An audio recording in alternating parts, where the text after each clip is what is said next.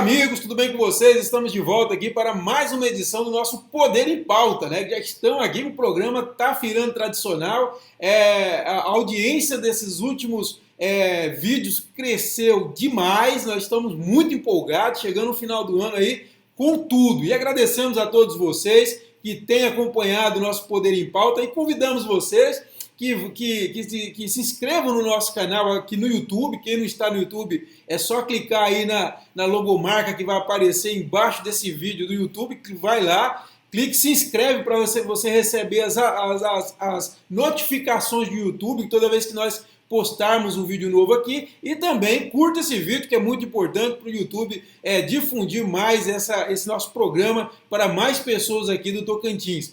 E mais sem delongas, vamos à pauta. Nós temos uma pauta extensa e muito quente para esta semana. Vamos lá. Primeiro, a Cátia Abreu pode ir para o progressista. Vamos falar sobre isso. E o Vanderlei está para definido, vai realmente para o Republicanos, que é o ex-PRB. E o servidor do Executivo Estadual vai fazer jornada de 6 horas já a partir desta segunda-feira. Insatisfeito com a relação com a Dorinha, o governador Carles boicotou aí o seminário Mulher Democrata que teve na sexta-feira. E a Assembleia aprovou aí a LDO, mas rejeitou condicionar a database à meta legal da Lei de Responsabilidade Fiscal, como queria o governo do Estado. E por fim, eu vou falar sobre essa questão do fundo eleitoral. Nós tivemos aí em peso a bancada do Tocantins, foram 7 deputados e os 3 senadores votaram há umas 2 semanas para derrubar o veto do presidente que queria impedir o aumento desse fundo eleitoral. E é isso, vamos lá então, cumprimentando aqui nossos debatedores de sempre. Primeiro, meu grande amigo do peito, Doc Júnior. Obrigado, Doc, mais uma vez por sua participação aqui.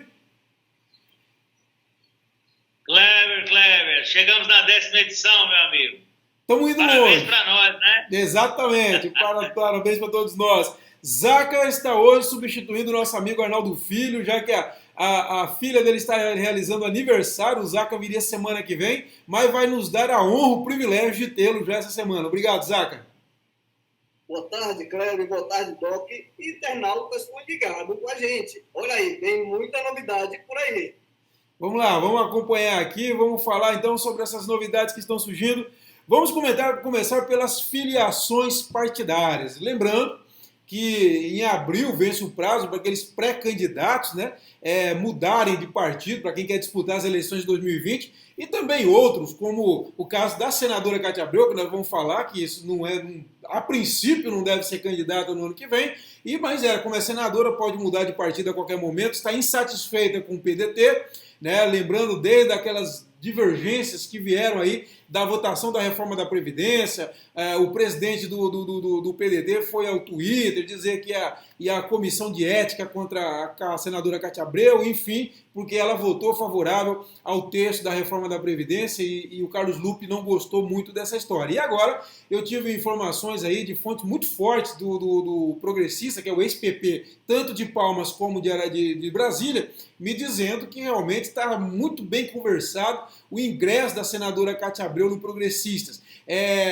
O Ciro Nogueira, que é o presidente nacional, que é lá do Piauí, está interessadíssimo, a senadora também está gostando da conversa, e agora estão querendo fazer a coisa com jeito aí para não ferir o ego do presidente regional, o ex-deputado federal Lázaro Botelho, né, que é muito querido pela executiva nacional. O Lázaro sempre foi um soldado muito fiel ao PP nacional, né, aos progressistas no nível nacional, e tem o maior respeito lá. Mas a conversa que tem é que ela está caminhando forte e firme rumo ao progressistas.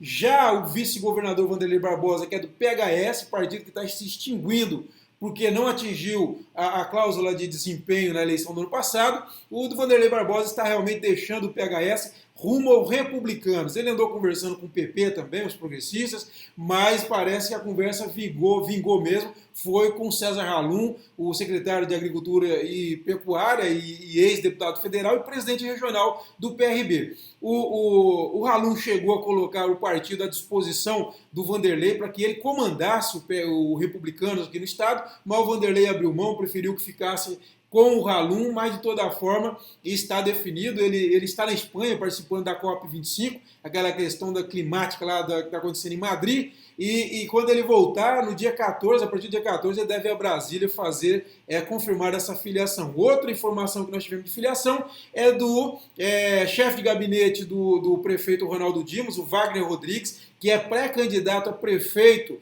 do grupo do Dimas lá em Araguaína. Ele foi convidado oficialmente pela cúpula do Solidariedade do Tocantins a se filiar no partido. Ele tinha sido convidado pelo deputado federal Tiago Dimas, né, filho do Ronaldo, e convidou ele para vir para o Solidariedade, e agora houve esse convite oficial durante um evento do Solidariedade em Guaraí. Vamos começar nossa rodada aqui, vamos começar pelo Doc. Doc, como que você está vendo esse mutirão todo de filiação? Vão ser muitas daqui para frente.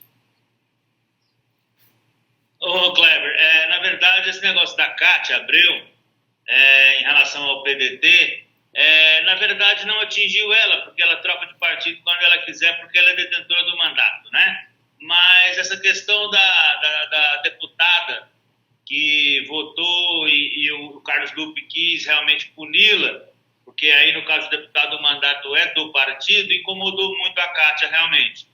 Depois da notícia que você me deu, eu andei aí atrás de algumas fontes, e realmente a Cátia está insatisfeita em relação ao PDT e vai alçar outro voo aí. Provável que seja realmente por progressistas, mas aí, como você bem disse, tem que dar uma conciliada também na Valderez, no Lázaro Botelho, né, que são pessoas que comandam o estado aqui do Tocantins e realmente fazem a diferença. Em relação ao Vanderlei Barbosa, estava muito certo dele ir para o PDT, né, do próprio Toninho Andrade, ou para os progressistas do Lázaro Botelho, mas agora esse acerto aí com o César Halum talvez seja a melhor alternativa, porque aí ele terá total e completa autonomia, né, lá no PRB, porque o Halum vai realmente abrir essas portas para ele. Talvez seja mais interessante mesmo o PRB, que agora é republicano, né? Em relação ao Wagner, nós já discutimos aqui em programas anteriores aquela possibilidade dele ir para um partido que estava na base aliada do Carles, de uma forma muito, muito profunda, porque, na verdade, em que pese o SD está na base aliada do Carles com o Vilmar do Detran e com o Léo Barbosa, na verdade, o Tiago Dimas e outras figuras lá de Brasília têm uma parte do partido. O partido está um pouco fragmentado ali, e essa ala do SD ligada ao Tiago Dimas apoiaria, então, o Wagner a prefeito de Araguaína. É uma situação que demorou muito para ser definida, acho que já tinha que ter sido definida, porque os grupos políticos precisam começar a se formar, né, Kleber? Daqui a 11 meses, 10 meses, aí a gente já tem uma eleição e muitos grupos políticos ainda não estão formados porque os líderes não decidiram para onde vão. Então, esse jogo das cadeiras aí é muito interessante e necessário e já esperávamos que ia acontecer, né? Uma coisa, você falando sobre Araguaína, em relação ao ingresso do Vanderlei, eu escutei muito de políticos nos últimos dias a seguinte leitura, né? Que essa filiação do Vanderlei consolida a candidatura do Halum a prefeito de Araguaína, né? Como você bem, o Doc disse, reforçou muito ênfase isso aí uns dias atrás, que era muito difícil o Halum não ser candidato do Palácio Araguaia. Agora, meu amigo Doc, concordo cada vez mais com a sua tese, eu acho que ficou impossível, né? Impossível agora, com essa saga, porque, como eu apurei, essa entrada do Vanderlei no partido, ele teve a bênção não só dos republicanos, como também do próprio governador Mauro Carles e do presidente da Assembleia, Toninho Andrade. Então você vê que, como disse mesmo a minha fonte no Republicanos, foi uma decisão de grupo, não foi uma decisão do Halum, não foi uma decisão do Vanderlei. Então você vê aí como que fica bem amarrado, então, essa possibilidade de candidatura a prefeito do César Halum lá em Araguaína. Meu amigo Zacarias Martins, e aí, como você está vendo todas essas danças das cadeiras? Meu amigo Kleber, meu amigo Doc, olha, eu vejo o seguinte, está sendo redesenhada a geografia política do Tocantins. Então, muita novidade está vindo por aí, algumas até surpresas. Agora, a pergunta que não quer calar, que está parada no ar, é o seguinte: para onde é que vai o progressista, que hoje é impulsionista do governo? Para onde é que vai o progressista? Eu estou vendo o povo de Araguaína tomando de conta do progressista. A Cátia Abreu entrando para o progressista, aqui tudo indica. E aí o Homero Barreto e a Valderez, na base do governo, como é que fica a situação desse pessoal? É essa a minha pergunta. Essa colocação o Doc também fez comigo mais cedo, quando eu dei a informação pelo WhatsApp, o Doc me colocou isso aí.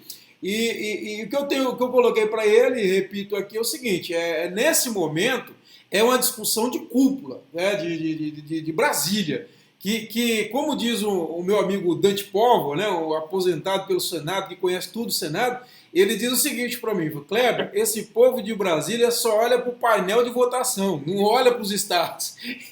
E é assim, brilhante essa colocação dele, é verdade. Esse pessoal está olhando para o painel de votação, porque assim, é a força do partido no painel de votação que faz ele conseguir discussões, negociações de interesse do partido com o Palácio do Planalto. Então esse é o momento. Agora, logicamente, essa pergunta sua é extremamente pertinente. Quer dizer, vai ficar uma situação bastante melindrosa no Tocantins, né? Para os pepistas e agora progressistas do Tocantins, que estão na base do Carles. Há nos bastidores uma clara movimentação de afastamento do grupo da senadora Cátia Abreu do governo Mauro Carles, e nós vamos ver como isso se vai dar. Aos primeiros sintomas de uma harmonia ou desarmonia, nós vamos ver agora nas articulações para definições de candidatura para prefeito agora em 2020. Pessoal, outro tema importante agora, que nós já começou um debatezinho aí, nós já soltamos algumas manifestações de sindicato, de empresários, é sobre essa questão da redução da jornada de trabalho do servidor do executivo estadual. O governador Mauro Carles soltou um ato na sexta-feira no Diário Oficial, colocando, então, reduzindo para 6 horas diárias a jornada do servidor a partir desta segunda-feira até o dia 31 de janeiro. Ele fala sobre o recesso legislativo, o recesso do judiciário e como há uma redução também da demanda de serviços administrativos. Então, ele falou que se justifica, então, dar essa redução de jornada. O sindicato comemorou, diz que foi resultado até do ofício que eles protocolaram no dia 20, falam que eles são defensores de uma redução permanente, porque eles falam da economia para o Estado, né? Falando de economia, por exemplo, de 2017 para 2018, foi lá na casa dos 7 milhões e tantos mil reais. Enfim, eles falam que reduz a economia, aumenta a economia do Estado no momento de crise, isso é importante, etc. Já os empresários não gostam da ideia. Em termos permanentes, inclusive foi motivo de manifestação da CDL, das associações comerciais aí, várias vezes ao longo desse tempo, mas eu conversei com o presidente da Federação das Associações Comerciais e Industriais do Estado, o Fabiano do Vale, agora de manhã, e ele me disse o seguinte, que não vê tanto problema nesse período de recesso, já que tem o recesso judiciário, legislativo, já que nós estamos num período de clima de fim de ano, com Natal, etc. Então ele não vê problema. O que ele vê problema é que se for de forma permanente. Então ele defende que se for até o dia 31 de janeiro, não tem problema nenhum, desde que não seja permanente. Vamos começar aí. Zaca, como você vê essa questão das 6 horas? Não, eu vejo com tranquilidade, vejo até de certa forma positivo isso aí, nesse período, até 31 de janeiro. O negócio é que virar moda. Essa preocupação, inclusive aí o empresariado, principalmente o pessoal do comércio, vai chiar, e com razão. Mas até 31 de janeiro não vejo nenhum problema. Eu acho que até vai fazer uma boa economia para os cofres do Estado. Doc, e você, como que vê essa questão da redução da jornada de trabalho dos servidores? O Kleber, é controverso. A gente tem que analisar os dois lados aí. Eu concordo que o comércio perde um pouco não, desfortalece, se existe essa palavra, mas assim, tem que olhar o lado do funcionário também. O servidor tem também algumas circunstâncias que, claro, ele queria trabalhar por 6 horas. E acho que em algumas circunstâncias, em alguns órgãos públicos, isso poderia realmente funcionar bem. Agora, o executivo mesmo não dá 6 horas. Não dá mesmo, nem... pode ser que agora, nessa interinidade até 31 de janeiro, seja plausível, mas o tempo todo não dá. Não dá porque o serviço do executivo é muito grande, é muito complicado, não dá para fazer em 6 horas. Então, a possível economia que se teria de cafezinho, de ar-condicionado, de água nos banheiros ou de qualquer outra, ela fica inviável, porque o interesse da administração pública é maior. Então, se for só essa interinidade, ok, tranquilo. Sou até favorável às 6 horas em alguns outros órgãos que não têm essa demanda, né? Mas no Executivo não dá. No Executivo não dá mesmo.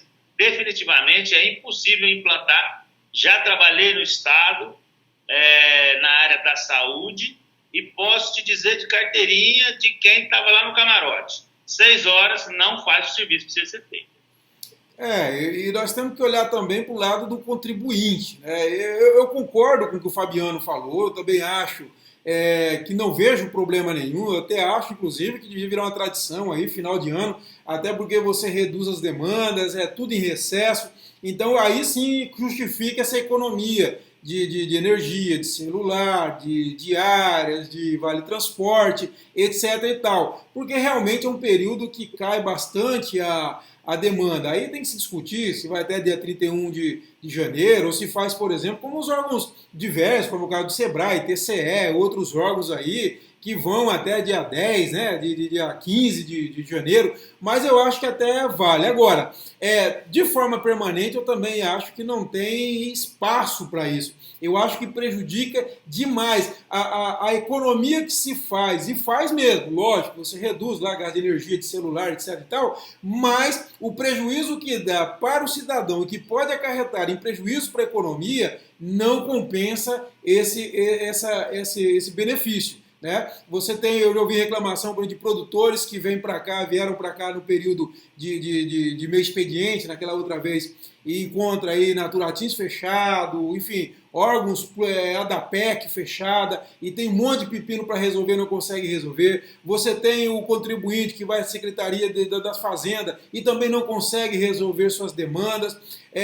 Nós também na imprensa temos dificuldade porque ocorre um fato, por exemplo, na parte da tarde, e aí vai até você achar alguém. Então, assim, há um enorme desconforto, há um enorme problema para o contribuinte, para o cidadão, e nós temos que pensar isso. Esse pessoal foi concursado lá para dar a melhor qualidade de serviço para o cidadão, e é esse que não pode ser prejudicado. Então, final de ano, eu acho tranquilo, eu acho que é uma medida que merece, é hora de todo mundo abaixar a bola, vamos dar uma descansada e pensar a vida e planejar para a nossa vida para 2020. Agora, o ano inteiro também eu não sou favorável. Amigos, é o seguinte, vamos para outro tema agora importante, que nós tivemos na sexta-feira, um seminário do Mulher Democratas, em que a deputada federal, a professora Dorinha Seabra Rezende, ela é a presidente nacional do Mulher Democratas, é um evento da Executiva Nacional do Mulher Democratas, e foi lançado aqui em Palmas, o primeiro evento. O que eu apurei de bastidores foi o seguinte, que o governador Mauro Carles se sentiu desprestigiado porque no convite para o evento ele sequer foi citado, né? E aí, como eu sempre tenho dito aqui, escrito também no CT, há uma disputa de força interna entre o grupo da Dorinha e o governador Carles com o Gaguin, né? Desde antes da filiação do Carles. E aí houve esse momento e o governador preferiu não ir, ou seja, boicotou o evento, não apareceu por lá. Mas quem esteve por lá foi aliados já históricos aí, que estão se tornando aliadas assim, bastante fortes, que foram a prefeita Cíntia Ribeiro, prefeita de Palmas, e também a senadora Cátia Abreu estiveram por lá. Além de prefeitos, passaram prefeitos, vereadores, não foi só exclusivamente mulher. Foi um evento bem prestigiado, mas teve esse imbróglio aí do governador Mauro Carles, que boicotou o evento. Vamos começar pelo Doc. Doc, como que você vê essa situação do DEM? Eu vi o evento assim de forma muito institucional, gostei muito de ver lá Nilmar Ruiz, de ver Cíntia Ribeiro, Cátia Abreu, Dorinha, né, lutando pela questão da igualdade da mulher. Achei muito legal, muito interessante. Em relação ao Carles não ter ido ao evento, eu achei que foi muito descortês e muito deselegante da parte dele, né, porque quando ele decidiu entrar no DEM, porque houve uma negociação com o Gaguinho, com o Rodrigo Maia e com outras figuronas que estão lá, ele já sabia que a Dorinha estava lá. E outra, que a Dorinha comandava o partido, né? Então, assim, se a pretensão dele era outra em relação ao partido, aí deu errado, né? Era melhor que ele tivesse escolhido outro, então, já que ele teria que fazer a migração do PHS para outro, né? Esse tipo de conduta aí, uma das maiores representantes do Tocantins no Congresso Nacional, é extremamente ruim, institucionalmente falando, para nós, enquanto tocantinenses. Não é só para o governo, não. Para nós, enquanto tocantinenses. Porque não podemos falar nessa questão de baixo clero ou alto clero. Isso não vem aqui ao caso. Mas se tem dois alto clero lá no Congresso Nacional Tocantinense, é Eduardo Gomes e Dorinha. Querendo ou não, gostando ou não. Não é? Então, assim, achei muito ruim por parte do Carles, acho que ele deveria repensar esse tipo de atitude. E dentro do próprio partido dele, eu acho que ele deveria sentar, conversar, definir limites, definir parâmetros, definir até que ponto vai o seu poder, até que ponto vai o meu, e organizar isso de uma forma melhor. Ficou muito ruim da maneira como foi feito. Zaca, e você, Zaca? Como que vê essa questão? Olha, eu vejo que está faltando diplomacia ao governo do Estado, especialmente nessas questões políticas. Eu acredito que dava para administrar bem essa coisa, mesmo não tendo aparecido o nome do governador na divulgação do evento, mas era um evento das mulheres, não vi nada demais. Eu acho que tem em jogo uma coisa bem maior do que isso, né? Esse boicote do governador, esse evento da Dorinha, né? Para mim, mais me pareceu mais uma picuinha política. Então, nós não precisamos disso. O Estado não precisa disso. Com isso, eu vejo que o governador dá uma demonstração clara de quanto ele está incomodado no DEM. Aí vem outra pergunta. Até quando ele vai ficar no DEM? Até quando vai esse casamento, Kleber?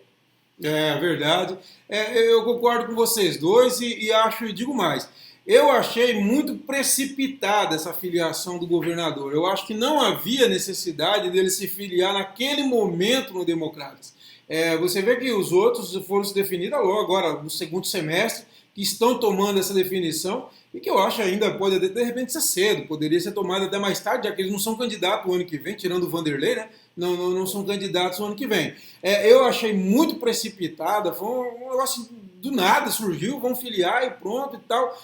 Me lembrou aquela filiação do Marcelo Miranda logo após a eleição de 2002, vocês lembram disso, né? O Marcelo foi eleito em 2002 pelo PFL e já, se eu não me engano, em fevereiro, março, abril de 2003, já pegaram ele, arrastaram para Brasília e filiaram ele no PSDB. Vocês lembram disso? Foi um negócio assim, sem pé nem cabeça, assim, do dia para a noite, e me lembrou muito isso, né? Eu acho, inclusive tem essa questão aí, desde como você vê, tanto que não foi um negócio muito bem aparado, que essa briga de foice vem antes da filiação dele, né? Que tá lá, a briga de comando, quem fica. Agora, falando do evento, realmente, eu acho que eu já falei aqui várias vezes, já escrevi também, nesse governo tem excesso de testosterona, né? é muito macho, daquele macho alfa, né? E quer chegar e dar o pé, dar grito, dar chute, e eles querem resolver toda a coisa assim no supetão. E eu realmente concordo com o que vocês disseram, eu acho que faltou diplomacia, uma coisa mais suavidade, e essa não é uma característica desse governo. Esse governo é um elefante em loja de cristal. Essa é uma grande dificuldade que o governo tem. Por outro lado do evento, eu achei o evento, assim, faltou representatividade. Lembrando que nós acabamos de ter aqui um evento do PL, o Partido Liberal, do Vicentinho Júnior, né? Que é o homem, mas trouxe aí, conseguiu trazer representantes importantes femininas aí para discutir a política, a participação da mulher na política agora, né? Faz coisa de 10 dias aí, entre elas a Joyce Halseman, né? Veio aqui, e outras figuras importantes da política nacional, representantes das mulheres em Brasília. Eu achei que faltou isso aí nesse evento do DEM, né? Inclusive a Dorinha, para mim, eu concordo com o que o Doc falou, a Dorinha, para mim, é uma das melhores parlamentares que nós temos, do ponto de vista técnico, por exemplo, eu acho que ela é imbatível em relação a outros parlamentares. Digamos, a qualidade da participação da Dorinha, para mim, é de longe melhor do que outro desses deputados, e não é de hoje não, é desde o primeiro mandato dela que eu acho isso, sem desmerecer os outros, tem participação importante, mas ela, tecnicamente, em termos de qualidade do mandato dela, de legislatura, eu acho muito superior. No entanto, e outra, tem muita força dentro dos democratas, e essa briga de guerra com o governador Mauro Carles, com o Gaguinho, mostrou o quanto que ela é forte lá em Brasília, que eles queriam de todo jeito o comando para o Carles e não conseguiram ter. A Dorinha está há 24 anos no Democrata, é muito respeitada no partido. Até por isso, eu acho que faltou ela trazer aí um conteúdo a mais, né? Umas lideranças de peso aí de Brasília, da ala feminina, inclusive ela que é presidente dessa Mulher Democratas, eu acho que faltou um pouco isso. Mas fora isso, é uma grande parlamentar e eu não tenho dúvida em relação a essa questão. Pessoal, vamos lá para o nosso penúltimo assunto. A Assembleia Legislativa aprovou semana passada a Lei de Diretrizes Orçamentárias, mas rejeitou condicionar a database à meta legal da Lei de Responsabilidade Fiscal. O que o governo queria para os nossos telespectadores entenderem? A meta legal diz que ela significa que o governo gasta no máximo 49% da receita corrente líquida com folha de pagamento. Então, o que o governo propôs? Falou, se nós tivermos acima de 49%, nós não temos obrigação de dar a database. Os sindicatos servidores, tanto o CISEP, o FECERT, né, todos eles se mobilizaram, foram à Assembleia e falaram, isso é inconstitucional. A Comissão de Constituição e Justiça concordou com eles, é inconstitucional, e os deputados consideraram também e rejeitaram essa emenda e aprovaram. Foi interessante, né? Foi uma observação. Foi a primeira vitória, uma importante vitória, mas foi a primeira vitória dos sindicatos dos servidores dentro da Assembleia quando diz respeito a matérias de assunto da categoria. Vamos lá, vamos começar pelo amigo Zacarias Martins. O que você diz disso, Zaca? Olha, realmente foi uma surpresa, porque a gente que acompanha a história da política, dos embates políticos, foi a primeira vez que o sindicato dos servidores públicos realmente deu uma dente, né? Teve uma grande vitória para a classe que representa. Eu vejo, estava vendo na Assembleia Legislativa uma grande mentalidade, mudança na mentalidade dos parlamentares, coisas que a gente não via até um certo tempo muito recente. Então, eu acredito que, além disso, muitas outras surpresas vão vir em relação ao orçamento. É só se preparar para ver. Esse é um ponto importante da mudança em alguns aspectos da Assembleia, né? E você, Doc, o que você me disse? Olha, Kleber, é o seguinte, a gente trabalha também com o legislativo, né? E a gente vê muitas vezes a Procuradoria das Casas Legislativas darem parecer e os vereadores e os deputados ignorarem, né? Também vimos várias vezes políticos contratarem assessoria e não ouvir o que o assessor fala, né? Então, considero um ponto extremamente magnânimo por parte da Assembleia ter ouvido a Comissão de Constituição e Justiça da Casa, amparada pelo parecer jurídico, de que a matéria é inconstitucional, né? É uma vitória realmente, não só para o sindicato, como para os servidores, mas uma vitória, para mim, da democracia, da institucionalização, do que o parlamento precisa entender, de que o fato de você ter votos e ter um mandato popular não significa que você pode fazer leis ilegais, né? Você não tem que passar o que você acha que está certo. A Comissão de Constituição e Justiça opinou, Procuradoria das Casas Legislativas opinaram, poxa, então obedeça.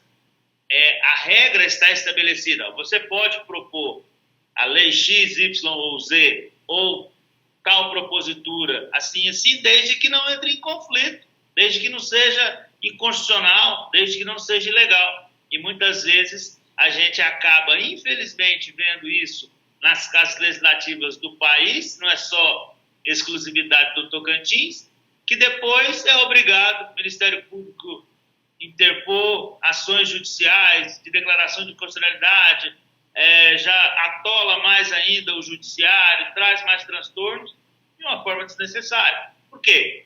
Se a Assembleia agora, nesse exato momento, não houve, não acata o parecer da Procuradoria e da Comissão de Constituição e Justiça com o alerta do sindicato, fatalmente o sindicato e o Ministério Público ia questionar judicialmente. Então, sem sentido.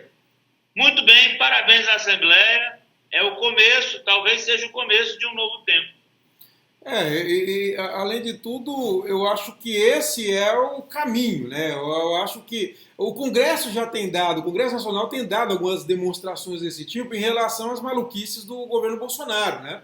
Que as medidas provisórias, como lá, queria fazer isso, fazer aquilo, coisas malucas aí, e o Congresso vai lá e fala, peraí, não, você pode muito, mas não pode tudo, e vai e bloqueia. Eu acho que isso que o Doc está falando é fundamental, porque senão você vai acabar com o Estado Democrático de Direito, você cria um monte de monstrengo totalmente fora da Constituição, que vai gerar um imbróglio, uma batalha jurídica, que depois pode gerar mais prejuízos ainda. Então, eu acho que a Assembleia cumpriu o seu papel, é olhar a constitucionalidade.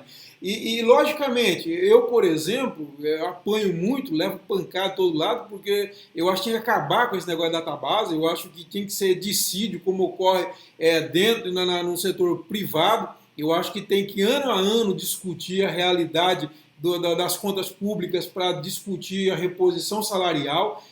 Não tem como a gente ter um gatilho automático disparando desse jeito como está, não é só no Tocantins, a maioria dos estados brasileiros, vários estados estão discutindo isso, acabar com database, trocar por dissídio. Eu acho que é uma questão que tem que se pensar. Agora, não podemos atropelar a lei. Se a lei diz isso, cumpra-se a lei, né? Não pode ser daquele negócio de a lei, ora a lei, né? Como diria Getúlio Vargas. Nada disso. Certo, pessoal? Vamos então para o encerramento. O tema mais importante do debate nacional, com reflexos regionais, é que sobre o fundo eleitoral, né? O Congresso está querendo elevar para 3 bilhões e 800 o fundo eleitoral, que em 2018 foi de 1 bilhão e 700. Há cerca de 10 dias, os congressistas derrubaram o veto do presidente Jair Bolsonaro a esse dispositivo, que o veto do presidente impedisse aumento do fundo eleitoral. Os deputados e senadores derrubaram esse veto, abrindo margem para aumentar esse fundo eleitoral, que não está definido. Caminha para 3 bilhões e 800. Do Tocantins, 7 dos 8 deputados federais votaram para derrubar o veto do presidente, só não votou a professora Dorinha porque não estava na sessão, e os 3 senadores do Tocantins, Irajá Abreu, Cátia Abreu e o Eduardo Gomes, também votaram para a derrubada do veto. Na semana passada, nós tivemos a votação na Comissão Mista do Orçamento, a aprovação do relatório, né, da lei orçamentária, e já permitindo aí, estabelecendo os 3 bilhões e 800. O que se disse na mídia nacional é que esses 3 bilhões e 800 sairiam de áreas essenciais, como saúde, educação e infraestrutura. Um tocantinense é membro dessa comissão mista do orçamento, é o deputado federal Vicentinho Júnior. Ele votou favorável ao relatório, aumentando para 3 bilhões e 800. Mas eu conversei com ele agora de manhã e ele diz o seguinte, que não sai nenhum centavo do que está previsto para áreas essenciais. Segundo ele, 700 milhões vieram do governo federal, já havia uma promessa do governo federal de alocar 2 bilhões e 800 sem mexer na área essencial, e ele só mandou 700 milhões. E o relator da matéria, Domingos Neto, que é deputado do Ceará, ele começou a pesquisar, foi atrás de como conseguir esse recurso sem tirar dinheiro das áreas essenciais. E o que ele fez? Ele tirou 1 bilhão e 800 do incremento da receita corrente líquida, ou seja, do crescimento da receita da União, e também fez um acordo com as bancadas dos estados, e cada bancada do estado vai destinar emenda para cobrir os 1 bilhão e 800, e dariam aí os 3 bilhões e 800 sem tirar dinheiro da área essencial. E aí, vamos discutir essa questão? Começar pelo Zaca dessa vez. Zaca, como que você vê esse aumento aí de 1 bilhão e 700 para 3 bilhões e 800 de fundo eleitoral, e como você vê essa justificativa de que não vai ser tirado dinheiro de áreas essenciais? Bom, eu vejo muita, mas muita preocupação e, sinceramente, eu não acredito que os políticos não vão mexer nas áreas essenciais. Não acredito. Quando o parlamentar lá fala que vai vai pedir dinheiro das emendas parlamentares para entrar nesse fundo, sim, então em vez de emendas parlamentares que poderiam ir, por exemplo, para a saúde, para a educação, para infraestrutura básica, né? Então, até agora estou tentando entender esse malabarismo que o Congresso Nacional está fazendo para conseguir esse dinheiro sem atingir as áreas essenciais. Então, eu não consigo ver, entendeu? Não tem como ele não mexer nas áreas essenciais, especialmente na saúde. Essa é a minha maior preocupação. Eu tenho certeza que se ano que vem a eleição, em vez de ser municipais, fosse eleição para deputado federal e senador, por exemplo, eu perguntaria, será que esses parlamentares estariam também batalhando essa verba para o fundo eleitoral, Kleber? Eu compactuo com o pensamento do Zacarias. A gente já sabe que há muito tempo a cobaia são as eleições municipais, né? Os deputados e senadores, eles não fazem teste quando a eleição é a eleição deles. Eles só fazem quando a eleição é municipal, né? Mas, assim, o financiamento público de campanha eleitoral no Brasil, o projeto é lindo, é maravilhoso. Evita-se ali a força do poder econômico sobrepondo sobre as pequenas parcelas da população que queriam um representante. É um negócio magnífico, só que é utópico. É utópico porque o financiamento público de campanha, na verdade, não funciona. Quando eles tentam arrastar aí mais dinheiro ainda para o fundão eleitoral, estão ainda querendo fazer mais as campanhas mais megalomaníacas que já são. E o pior, não vai ficar só nesse dinheiro, vai entrar outras fontes. E o pior, eu também compactuo com a ideia do Zacarias de que não vai seguir a regra de que áreas essenciais não serão atingidas. Eu tenho certeza que isso não vai acontecer. E isso é pior. Pior para nós brasileiros, tocantinenses, para nós cidadãos, porque alguma área essencial, saúde, educação e segurança, vai acabar pagando o preço dessa eleição. Eu concordo com vocês também no seguinte aspecto. Eu acho que, primeiro, quando houve aumento de receita, enfim, ou você tira dinheiro da emenda, esse dinheiro iria para onde? Iria para saúde, educação, infraestrutura, transporte, segurança, e é um dinheiro que não vai mais. Então, assim, o que se está dizendo nós não vamos pegar daquilo que está previsto e tirar para mandar para a eleição. No entanto, eles estão tirando do mesmo jeito de um dinheiro que poderia ir e não vai mais, vai para a eleição. Eu acho que essas eleições são muito caras, não tem necessidade. Eleição municipal, eu defendo isso. Nós temos que acabar com produção hollywoodiana na televisão, é isso que encarece a eleição no Brasil. Eleição municipal, o cara por isso de qualquer eleição, é ele de frente com a Câmara falando da proposta dele, reduzir tempo de televisão, de rádio, e é isso. O cara vai falar das propostas dele, não tem telenovela, não tem produção hollywoodiana. Segunda coisa, campanha santinho, reunião e conversa e comício lá, conversando com o público. Não tem outra coisa.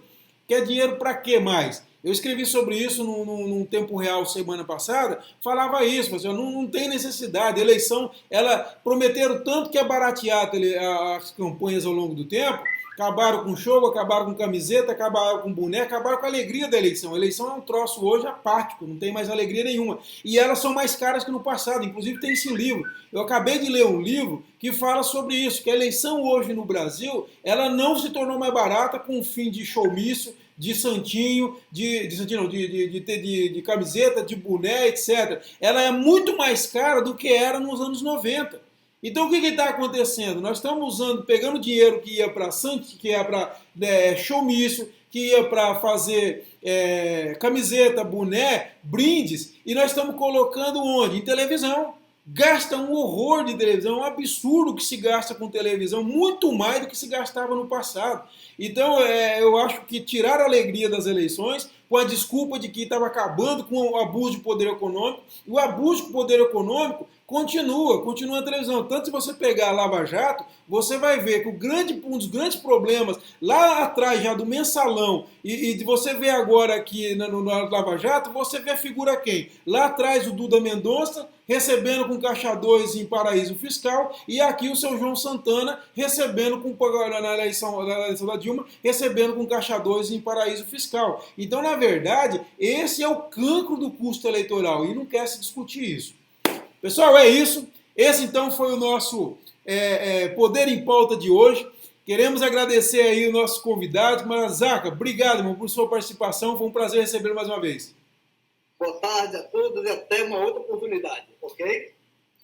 Meu amigo Doc, mais uma terminada. Obrigado, amigo. Tamo junto. Mais uma, né, Cleber? E ó, sexta-feira nosso compromisso, bacana. Segunda-feira que vem estaremos aqui para mais um programa Poder em Pauta, 11ª edição. Exatamente, na sexta-feira nós vamos fazer a confraternização do povo do Poder em Pauta. Depois, semana que vem, nós fazemos um comentário sobre isso. A vocês que acompanharam a gente até aqui, muito obrigado. Continue acompanhando, não se esqueça, se inscreva no canal e curta esse vídeo. Um abraço a todos e até semana que vem.